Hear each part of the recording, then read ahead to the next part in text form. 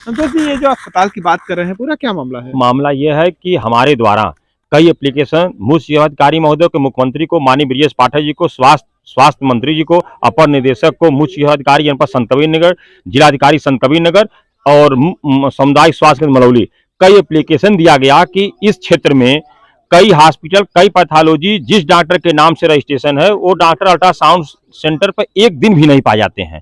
इनके द्वारा चेक किया जाता है नाथनगर, महुली, दनघटा, हैसर चेक किया जाता है और पेपर में लिखा जाता है किसी भी सेंटर पर जिस डॉक्टर के नाम रजिस्ट्रेशन वो पाए नहीं जाते हैं। उस सेंटर को सीज नहीं किया गया 29 तारीख को। फिर 12 तारीख को इनके द्वारा चेक किया जाता है, उसके बाद भी सेंटर पर डॉक्टर नहीं पाए जाते हैं। फिर इनके द्वारा चेक किया गया है, तब उसमें 3 अल्ट्रासाउंड सेंटर, 2 हॉस्पिटल सीज किया गया।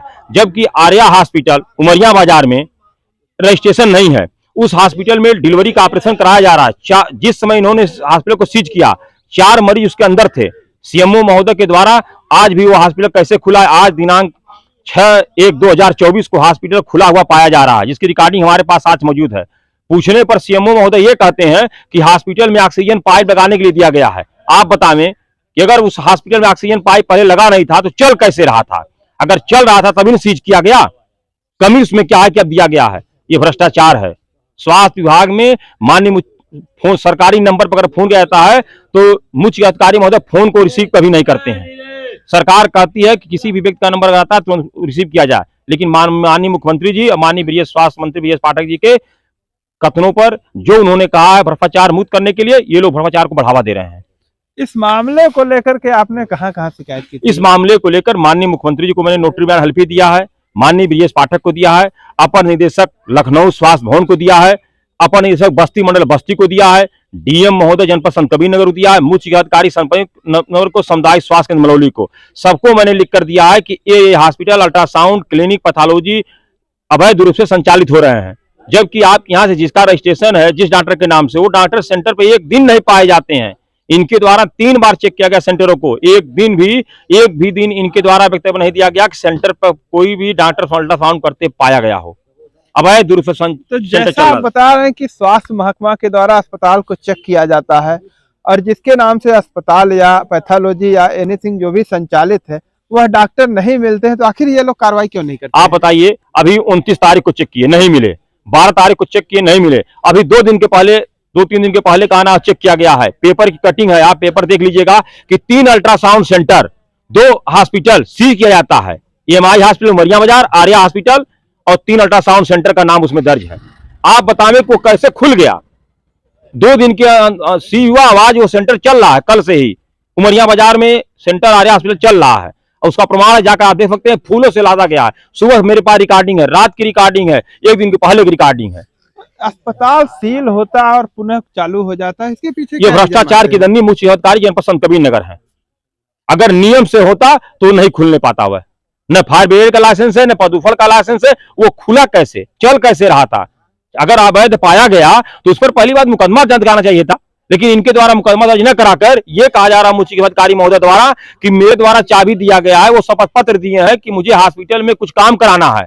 आप बताइए, जिस हॉस्पिटल का रजिस्ट्रेशन नहीं है वो सीज किया गया और कैसे चाबी दे दिया गया? कैसे ये कहा जा रहा मुख्य अधिकारी महोदय के द्वारा कहा गया है? अभी सुबह अमित मिश्रा जी फोन किए थे, मुख्य अधिकारी महोदय ये कह रहे हैं कि उनको ऑक्सीजन पाइप कुछ कार्य कराने के लिए हमने दिया है। अरे महोदय, उस पर मुकदमा पंजीकृत होना चाहिए। जिस समय हॉस्पिटल सीज किया गया, क्यों सीज किया गया हॉस्पिटल को? अगर चला तभी सीज किया गया। 4 पेशेंट अंदर थे, उसकी मेरे पास रिकॉर्डिंग साक्ष्य है। अस्पताल को सीज किया गया तो फिर जो सील हुआ था उसको खोला किसने और किसने? ये तो मुख्य अधिकारी महोदय पूछे कि सील उनके द्वारा, जांच कमेटी द्वारा किया गया है।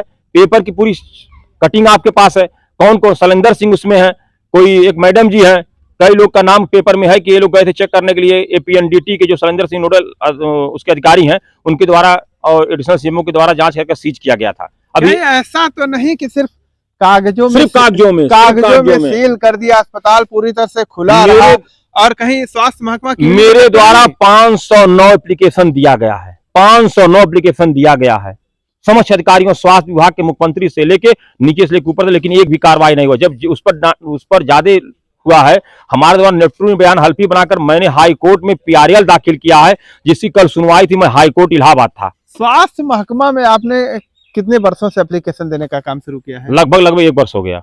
1 वर्ष हो गया, 1 वर्ष में कितनी कार्रवाई हुई? अभी तक कोई कार्रवाई नहीं हुआ। जो कार्रवाई होता है उसके कल सेंटर खुल जाता है।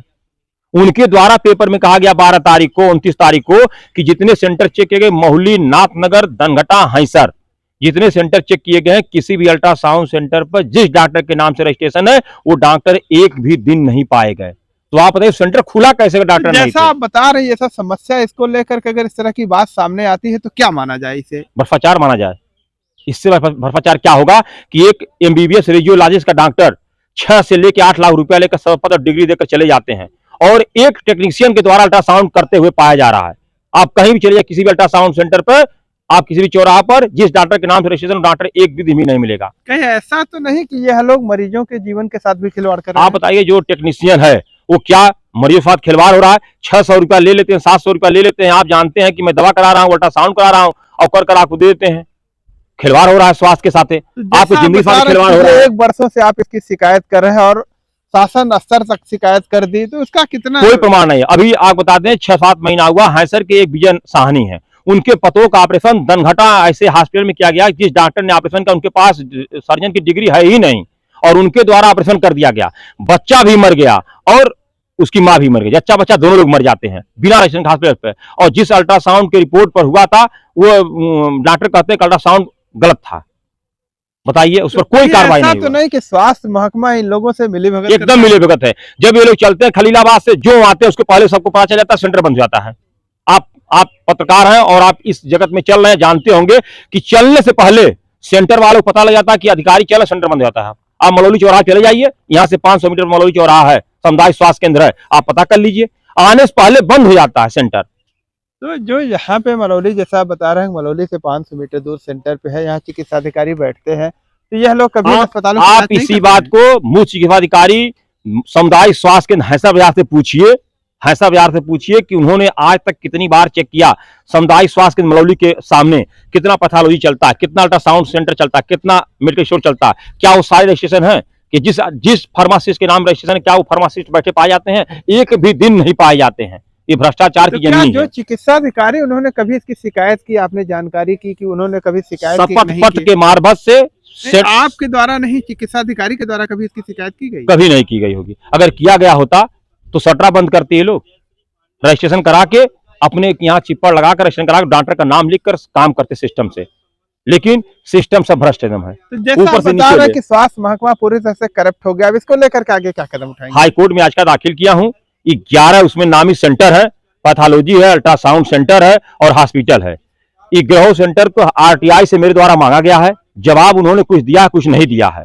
फिर मेरे द्वारा जवाब मांगा है आरटीआई जन सूचना के मार्फत से, फायर ब्रिगेड से मांगा गया है, प्रदूषण से मांगा गया है। फायर ब्रिगेड ने लिख कर दिया है कि रजिस्ट्रेशन नहीं है, प्रदूषण विभाग ने लिख कर रजिस्ट्रेशन नहीं है। अगर फायर ब्रिगेड प्रदूषण विभाग का रजिस्ट्रेशन नहीं उनके पास है तो हॉस्पिटल नहीं चल सकता है, रजिस्ट्रेशन नहीं हो सकता हॉस्पिटल का। इस तरह हॉस्पिटल चलाए जा रहे हैं।